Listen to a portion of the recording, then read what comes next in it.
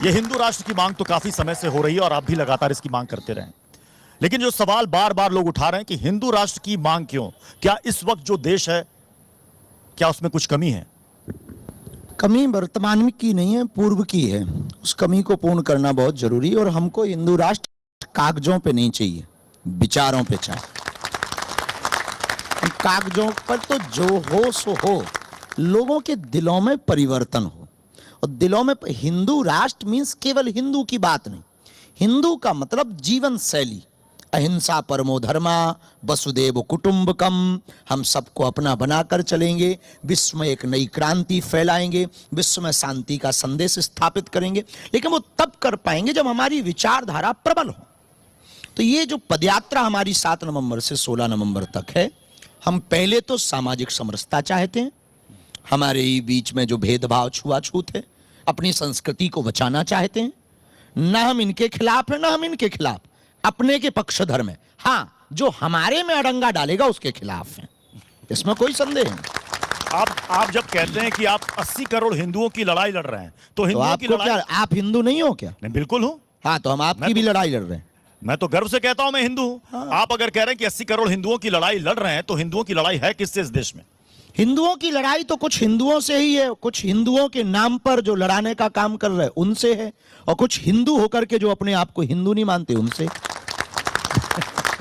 मैं चाहूंगा कि अब इधर से सवाल का सिलसिला शुरू हो। नाज़िम भाई।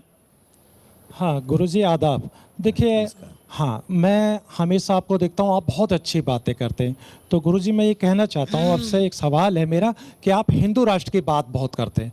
भाई, हिंदू राष्ट्र बिल्कुल होना चाहिए जिस तरीके से आप बात करते हैं, लेकिन उस हिंदू राष्ट्र के अंदर जो मुस्लिम है, उन मुस्लिमों को आप क्या करेंगे? ये थोड़ा दुबई में भी हिंदू हैं, मुसलमान हैं, फारसी हैं, यहूदी हैं, पाकिस्तानी हैं, नाइजीरियन हैं, फ्रांसीसी हैं या यूरोपियन है। लगभग 72 कंट्रियों के लोग वहां रहते हैं, लेकिन अपनी परंपरा का पालन करते हैं।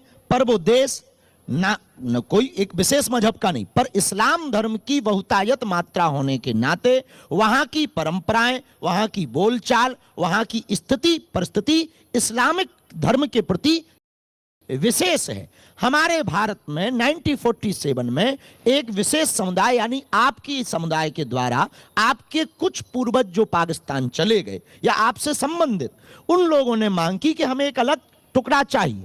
भारत का एक बंटवारा हुआ 1947 में, वो पाकिस्तान के रूप में वहां स्थापित हो गए। जो बचे वो भारत में हैं। निश्चित रूप से आपके पूर्वजों ने हमारे भारत की आज़ादी में, अपने भारत की आज़ादी में योगदान दिया। ना मुसलमान इस देश से भागेगा, ना ईसाई इस देश से भागेगा, सब भारत में रहेंगे। लेकिन वंदे मातरम नहीं बोलेंगे, सर तन से जुदा कर देंगे या गजवाए हिंद के नारे देंगे। ये धर्म के भी खिलाफ है, राष्ट्र के भी खिलाफ है, तिरंगा के भी खिलाफ है, इसके हम खिलाफ। लेकिन जब अभी हिंदू राष्ट्र तो बना नहीं है, जब मुस्लिम समाज को आपने देखा होगा कि चाहे सावन हो या नवरात्र हो, तो एक मुहिम सी चल जाती है कि मुसलमानों को बायकॉट करने की। और जब हिंदू राष्ट्र बन जाएगा तो उस दशा में मुस्लिम समाज का क्या हाल होगा? थोड़ा सा इस पर आप तो रोशनी डाल दीजिए। देखिए, हम किसी भी दंगा के पक्ष में नहीं, चाहे वो इधर से हो या उधर से। हम इस देश में गंगा फैलाना चाहते हैं, दंगा। हम इस देश में को हिंदू संस्कृति मानने वाले लोगों को यही कहना चाह रहे कि आप अपनी संस्कृति पर गर्व करो, अपनी संस्कृति पर मूल पर लौट करके आओ, उस पर पूर्ण निष्ठा से डटे रहो। दुनिया की कोई सभ्यता आपका बाल बांका नहीं कर सकती जी। एक दूसरा, जो त्योहार आते हैं उसमें इस्लाम धर्म के कुछ लोगों, आप देखो, ताली एक हाथ से नहीं बजती। ये लोग अभी बजा रहे, जरा बजा के बताओ, दोनों हाथ लगे। क्यों? क्योंकि जब तक दोनों हाथ नहीं होंगे तब तक ताली नहीं बजेगी। उसी प्रकार जो नवरात्रि में है, जो नवरात्रि में गरबा होता, अब आपके कुछ नवयुवक यो जोश जोश में कुछ ऐसे वैसे उल्टे फुलटे हरकतें करने आ जाते, मजहबी लड़ाई छिड़ जाती। इसलिए हमने कह दिया कि ना हम आपके में उपद्रव करें, ना आप हमारे में उपद्रव करो। हमें अपनी संस्कृति त्योहार मनाने दो, आप अपनी पूजा पाठ करो। जय बजरंगबली, कोई बुराई नहीं। नंबर 2, इसी में हम ये चाहते कि यदि हिंदू राष्ट्र बनेगा, ये तय है, आज नहीं कल हमने तो क्रांति शुरू की, हमें पता है कि हम इसको मंजिल तक नहीं ले जाएंगे, पर शुरुआत करेंगे, ये तो पक्का है। आज नहीं कल हिंदू राष्ट्र बनेगा। तो हम उस सनातन संस्कृति को मानने वाले हैं कि हम अब्दुल कलाम को भी सलूट करते हैं और रस खान के भी दोहा गाते हैं। जी, आपने भी एक बात कही कि ये, हाँ, आपने कहा कि ये देश सभी का है। इनका एक सवाल था कि हिंदू राष्ट्र में किसकी किसकी जगह है, आपने कहा कि सभी के लिए जगह है। इन्होंने एक और सवाल किया सावन में, नवरात्र में, छठ में कि मुस्लिमों से सामान ना खरीदो। तो फिर ऐसे में मुस्लिम अपनी दुकान कहां लगाए, कहां जाए? देखिए भैया, दोनों तरफ से हुआ। बीच में कई जगह से ऐसी न्यूज़ें आई कि आप काफिरों से सामान मत खरीदो, तो अपन ने भी कह दिया कि इनसे मत खरीदो। सठे साठ्यम समाचरित, आप छेड़ोगे और हम तो जैसे रावण के सामने हनुमान जी गए, बोले बोल बंदर, हनुमान जी बोले बोलो दस्कंदर। भाई आप हमें बंदर कहो, हम आपको जी स्वामी जी कहें, ये थोड़ी चलेगा भाई। ये तो आदानम चा प्रदानम चा, जो आदान करोगे वही प्रदान करोगे, जो प्रदान करोगे वही आदान करोगे। जितना इन्वेस्टमेंट उतना ही तो प्रॉफिट पाओगे।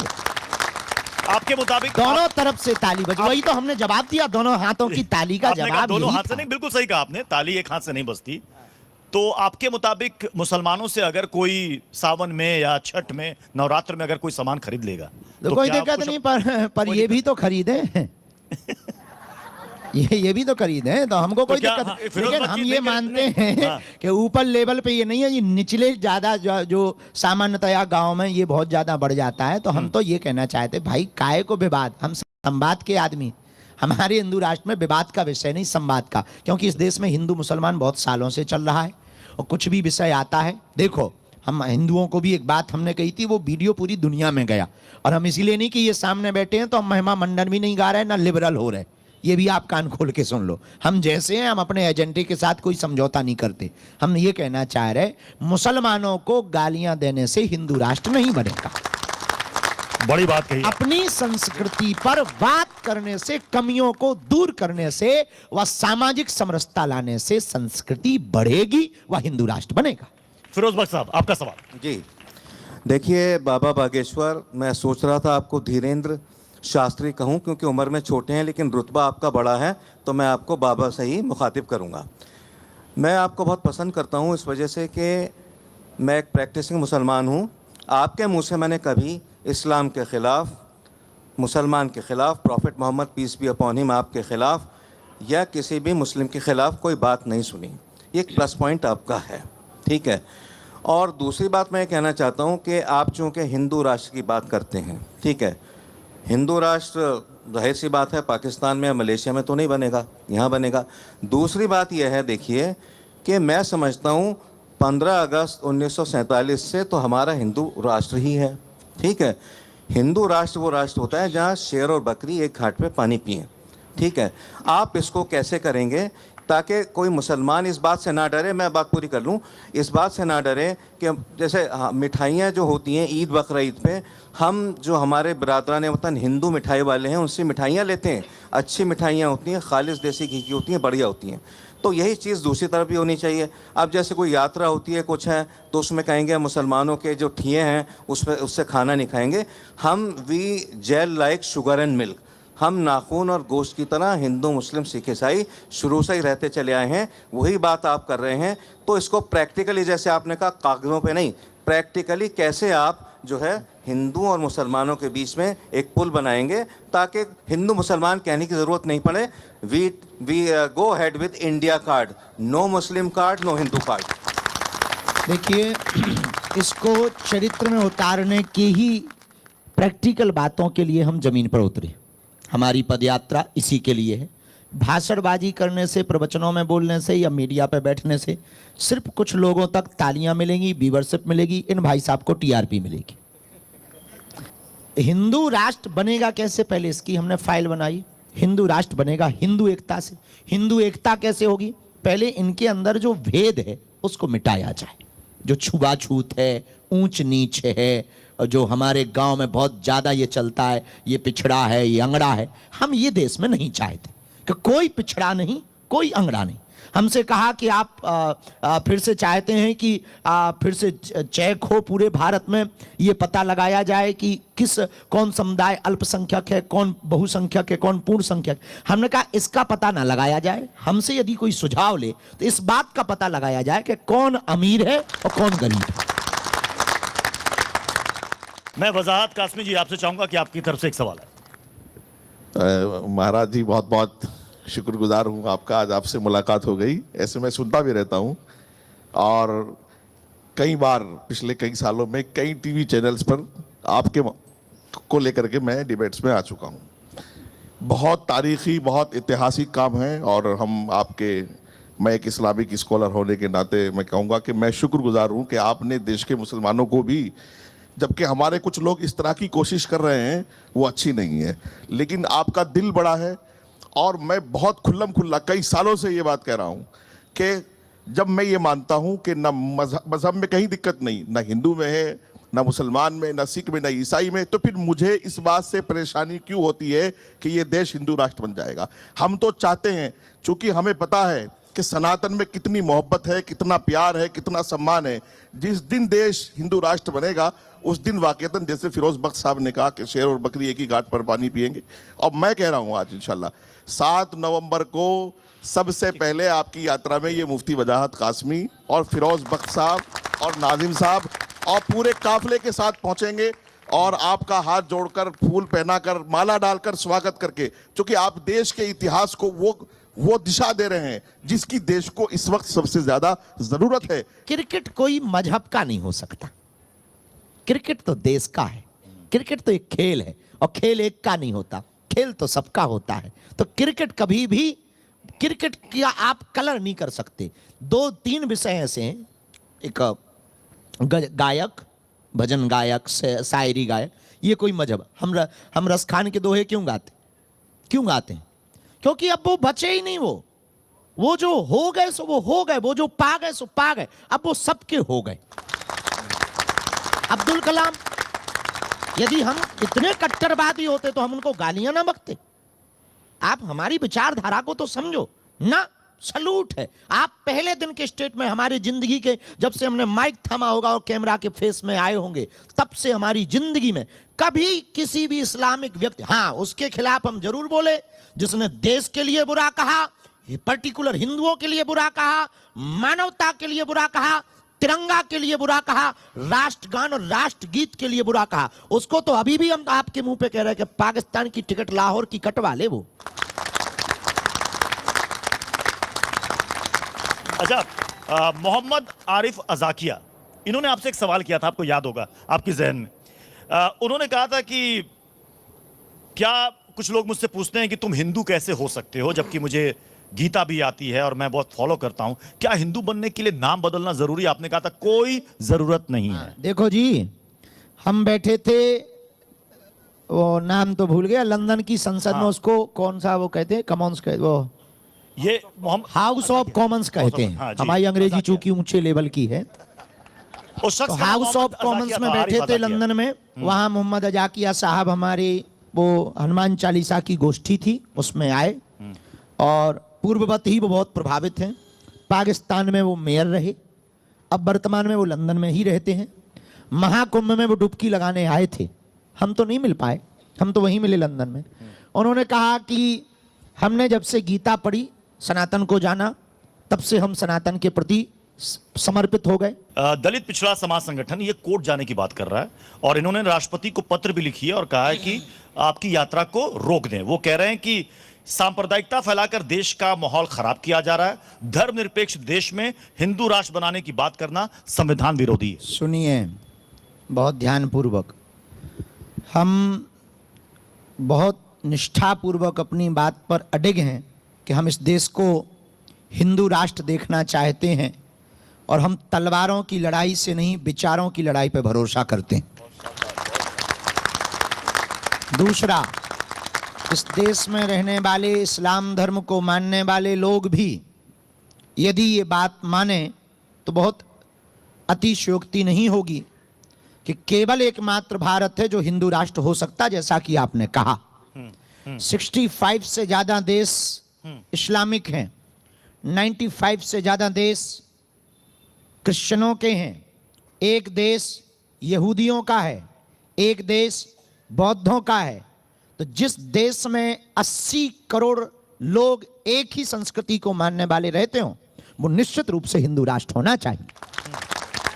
किसी भी मुसलमान व्यक्ति को किसी देश से निकाला जाएगा तो 65 से ज्यादा देश उसका स्वागत करेंगे। 95 से ज्यादा देश, यदि किसी ईसाइयों को निकाला जाएगा तो 95 से ज्यादा देश उसका स्वागत करेंगे। यहूदियों को किसी देश से निकाला जाएगा तो इजराइल उसका स्वागत करेगा। बौद्धों को किसी देश से निकाला जाएगा तो उनका देश उनका स्वागत करेगा। पर Burma, Rangoon, Cambodia, Nepal, Bhutan, Mauritius, Fiji, Australia, इन देशों में रहने वाले हिंदुओं को यदि निकाला जाए तो स्वागत कौन करेगा? अच्छा, जिस देश की आप बात का, हम अपने हिंदुस्तान की बात कर रहे हैं, 80 करोड़ के आसपास हिंदुओं की आबादी है, शायद उससे ज्यादा हो गई होगी। अगर आप देखें तो आबादी के लिहाज से अप्रत्यक्ष रूप से हिंदू राष्ट्र तो है ही। अरे आप प्रत्यक्ष तो है, पर प्रत्यक्ष हो जाए तो क्या बुराई है? लेवल में रहने की क्या आवश्यकता है? आप कह रहे हैं कागजों पर नहीं चाहिए, विचारों में चाहिए। आप कह रहे हैं कागजों में नहीं चाहिए, विचारों में चाहिए। हाँ, तो विचार परिवर्तन के लिए ही हम पदयात्रा कर रहे हैं। नाजिम भाई, गुरुजी देखिए, बार बार आप हिंदू राष्ट्र की बात करते हैं, और जबकि भारत हमारा धर्मनिरपेक्ष है और संविधान से चलता है, हम लोग संविधान में विश्वास रखने वाले हैं। तो आप जब इस तरह की बात कहते हैं कि भाई हाँ देखिए, यहाँ पर गजवाए हिंद का भी आपने जिक्र करा और आपने यहाँ पर सर तंसजुदा की भी बात करी, देखिए हम इन चीज़ों के खिलाफ हैं। हमारा भारत सिर्फ भारत है और भारत की नज़र से ही हम लोग देखते हैं। अभी आपने कहा कि 80% लोग, 80% जो हिंदू हैं वो हमारे भाई हैं, हम लोगों को कोई परेशानी नहीं। लेकिन एक चीज़ जो बार बार आ रही थी कि जब सावन हो या नवरात्र हो, जब फेस्टिवल आते हैं तो वहाँ मुसलमानों का बहिष्कार कर जाता है, लेकिन जब रमज़ान आते तो हम अपने हिंदू भाइयों का स्वागत करते हैं कि भाई आप आइए हमारे त्योहार पे, आप दुकानें भी लगाइए, सामान भी खरीदिए। तो फिर एक ये विचारधारा चेंज क्यों हो जाती है? थोड़ा सा इस पे भी रोशनी आप डालते हैं। जी सुनो, पहली बात तो संविधान में सेकुलरिज्म वाला शब्द जोड़ा गया। दूसरी बात, धर्मनिरपेक्षता का अर्थ बहुत लोगों ने ये लिया कि कोई धर्म नहीं, पर सिद्धांत वर्ल्ड वाइड लेवल का एक लॉ कहता है कि जिस देश में जिसकी बहुसंख्या हो वो भी एक धर्म है, वो भी एक मान्यता। भाई यहां पर सबसे ज्यादा जिसके समर्थक होंगे उसी के तो जय जयकारे लगेंगे, हाँ जी या ना जी। तो उसी हिसाब से भारत में 80% लोग रहते हैं, तो हम हिंदू राष्ट्र चाहते हैं, लेकिन हिंदू राष्ट्र में हम मुसलमानों को ना मारना चाहते ना भगाना चाहते, ये बात तो तय है। रामभद्राचार्य जी ने कहा कि 470 सीटों पर हिंदू सांसद जब चुनकर आएगा तो हिंदू राष्ट्र बन जाएगा। तो क्या बाबा बागेश्वर की ये यात्रा 470 सीटों वाली यात्रा है क्या? हम किसी राजनीति या राजनेता के न समर्थक हैं न विरोधी हैं। हमारी यात्राएं न राजनीति के सपोर्ट में हैं न विरोध में हैं। इस यात्रा में आप सुनकर के बहुत प्रसन्नचित होंगे, इधर भी हंसी से गुलछारे उड़ेंगे। हमने इस पदयात्रा में सभी पार्टियों के मुखियों को निमंत्रण दिया है, अपने लेटर पैड पर दिया है। क्या सपा, क्या बसपा, हमारे लिए विपक्ष कोई है ही नहीं। तुम्हारे लिए होगा विपक्ष, हमारे लिए हमारे ही सब पक्ष हैं। जिस जिस पार्टी में हिंदू है हम उस पार्टी के हैं। किस किस पार्टी में हिंदू है? अब ये आप बताएंगे, हमें नहीं है। ये तो आप बताएंगे ना, आप इसके अच्छे जानकार हैं। अरे इतने जानकार होते तो अबे तक हम पार्टी ना बना रहे होते। आप इसके अच्छे जानकार हैं ना, आपको पता होगा कि कौन कौन असली हिंदू है, कौन कौन नकली हिंदू है। मानस और गीता वाले हैं जिया राम। अभी योगी आदित्यनाथ जी का, चूंकि अभी हिंदुओं की चर्चा हुई या राजनीतिक पार्टियों की हुई, योगी आदित्यनाथ ने कहा कि अखिलेश यादव और समाजवादी पार्टी पर ये रामद्रोही हैं, ये कृष्ण द्रोही हैं, ये सनातन द्रोही हैं। हम राजनेताओं पे नहीं बोलते हैं, वो उनका मामला है, हमारा कोई मामला नहीं। आपकी नजर में अखिलेश यादव क्या है, हिंदू है नहीं है? जी अखिलेश यादव क्या है? हमें क्या लेना देना, वो अपने आप में वो बताएंगे, हम थोड़ी बताएंगे। हमारे प्रमाण क्या, हमारे प्रमाण पत्र देने, यदि हमारे प्रमाण पत्र देने से वो हिंदू बनते हैं तो हम इन्हें पहले दे देंगे। और बता, आप प्रमाण पत्र नहीं दे रहे हैं, तो पूछना भी तो प्रमाण पत्र है। आप प्रमाण पत्र नहीं दे रहे, मैंने आपसे पूछ रहा हूं। मैंने कहा कि चूंकि योगी आदित्यनाथ जी ने कहा कि भाई ये कृष्ण द्रोही, राम द्रोही, देखिए, सनातन हम विरोधी किसी है। राजनीति या राजनेता पर बोलते ही नहीं। बिहार यात्रा पर कब गए थे आखिरी बार? 4-5 महीना हो गया जब आप लोग आरोप लगाने लगे थे कि हम किसी पार्टी का प्रचार करने जा रहे हैं, सो हमने बंद कर दिया। शायद मेरे ख्याल से 6 या 7 महीने पहले आप वहां पर आओ, गए थे। 5 महीना हो गया। और आपने उस वक्त कहा था कि मेरे बिहार आने पर कुछ लोगों के पेट में दर्द हो रहा है, मुझे मेरी इस कथा को रोकने की कोशिश की जा रही है। तो आपने यह भी कहा था जितनी बार रोकोगे उतनी बार मैं आऊंगा ही नहीं, मठ भी बनाऊंगा और मकान भी बनाऊंगा। क्या बिहार दिक्कत में। है? क्या भारत का कौन आदमी- रोक रहा था? भारत का आदमी भारत नहीं जा सकता? बिल्कुल जा सकता, कहीं भी जा बस सकता तो है। हम भी तो भारत वाले हैं, क्या हम बांग्लादेशी हैं का? नहीं तो आपको इसीलिए कौन रोक हमने रहा कहा था? था कि हम जाएंगे। बिहार में किसके पेट में दर्द हो रहा है? अरे भाई, हमें नहीं पता, वहीं पर न्यूज चल रही थी कि बाबा को नहीं आने देंगे, न बाबा को नहीं घुसने देंगे, बाबा ऐसा करता वैसा करता। तो हमने कह दिया ऐसे कैसे नहीं घुसने देंगे, का तुम्हारा भारत है। अपने भी पूर्वजों ने संविधान स्वीकार किया अच्छा, है। कई विपक्ष के नेताओं ने कहा कि बाबा जी तो बीजेपी के एजेंडे पर चलते हैं, पप्पू यादव बहुत हमलावर थे आप पर। पप्पू पता यादव नहीं वो किस नजरिए से हमें देख रहे हैं। यदि बीजेपी के एजेंडे पर काम कर रहे होते तो बिहार में ना होते। बटेंगे तो कटेंगे। आज फिर इसका जिक्र आया जब यूपी के सीएम बिहार आए और उन्होंने कहा बिहार में देख लीजिए, बटेंगे तो कटेंगे। विरोधी कह रहे हैं नफरत वाला चुनावी नारा है। आपकी नजर में बताइए, बटेंगे कटेंगे का मतलब क्या है? अब ये तो योगी बाबा जी बताएं। नारा उनका है कि उन्होंने कटेंगे वाली बात क्या कही। हम यदि दूर से सुने तो ऐसा कहना चाह रहे कि आप जातियों में बटेंगे तो कटेंगे। हमारा ऐसा मानना है। हम सनातनी हैं, तनातनी नहीं है, तो ये बात मान लेने में क्या बुराई। अब जाते जाते एक संदेश, जो आपकी पदयात्रा होने वाली है 7 उसको लेकर। नवंबर से 16 नवंबर तक दिल्ली से वृंदावन तक की ये पदयात्रा है। इस पदयात्रा में पूरे देश के लोग आ रहे हैं। 10 तारीख को शहादत दिवस के रूप में समर्पित ये पदयात्रा सिखों के 9वें गुरु तेग बहादुर जी के लिए समर्पित रही।